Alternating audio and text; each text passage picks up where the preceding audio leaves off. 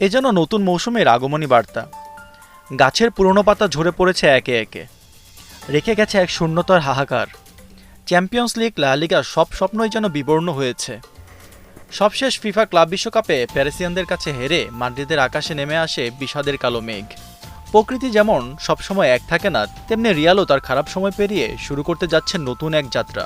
সূচনাটা হয়েছে রিয়াল দুর্গের রক্ষক থিবো কর্তোয়ার সাথে নিয়মের বাইরে গিয়ে নতুন চুক্তি করার মধ্য দিয়ে। কর্তোয়া 2018 সালে চেলসি থেকে রিয়াল শিবিরে যোগ দেন। এরপর থেকে দায়িত্বের সাথে সামলে গেছেন রিয়াল দুর্গ। এখন পর্যন্ত ক্লাবটির হয়ে 2টি চ্যাম্পিয়ন্স লিগ ট্রফি ও 3টি লা লিগা জিতেছে এই বেলজিয়ান গোলরক্ষক। তার সাথে চুক্তির মেয়াদ শেষ হওয়ার কথা 2026 সাল নাগাদ, কিন্তু স্প্যানিশ লা লিগার ক্লাবটি যে কোনোভাবেই ছাড়তে চাচ্ছে না তাকে, তাই তার সাথে করেছে 2 বছরের চুক্তি। রিয়ালের অলিখিত পলিসি অনুযায়ী 30 বছরের বেশি বয়সী খেলোয়াড়দের সাথে 1 বছরের বেশি চুক্তি করে না ক্লাবটা, কিন্তু এই 33 বছর বয়সী গোলকিপারের জন্য ভাঙল সে ইতিহাস। এতেই বুঝতে বাকি নেই তিনি দলটার জন্য কতটা গুরুত্বপূর্ণ। 2024-25 মৌসুমটা যদিও ভালো কাটেনি লস ব্লাঙ্কোসদের, এখন সাবির ছায়ে নিজেদের নতুন করে ঢেলে সাজাতে চায় রিয়াল।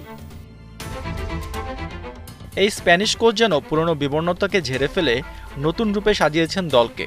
লুকা মডরিচের মতো কিংবদন্তিরা ক্লাব ছেড়েছেন, তৈরি হয়েছে নতুন তারকাদের জন্য জায়গা। দলের নতুন সাইনিংয়ের তালিকায় আছেন Trent Alexander Arnold, Dean Huijsen, Alvaro Carreras ও ফ্রাঙ্কো মাস্তাতুওনো। শাবি আলোনসোর এই নতুন রিয়াল কি পারবে হারানো গৌরব ফিরিয়ে আনতে? আবারও কি শোনা যাবে সান্তিয়াগো বার্নাব্যুতে রিয়ালের সেই গর্জন? কর্তোয়া কি পারবে গ্রেট ওয়াল দিয়ে প্রতিপক্ষকে আটকাতে? প্রশ্ন অনেক, কিন্তু উত্তর মিলবে সময় এলেই। নতুন মৌসুমে নিজেদের আবারও গ্রেটেস্ট প্রমাণ করতেই হবে ভিনি এমবাপ্পেদের।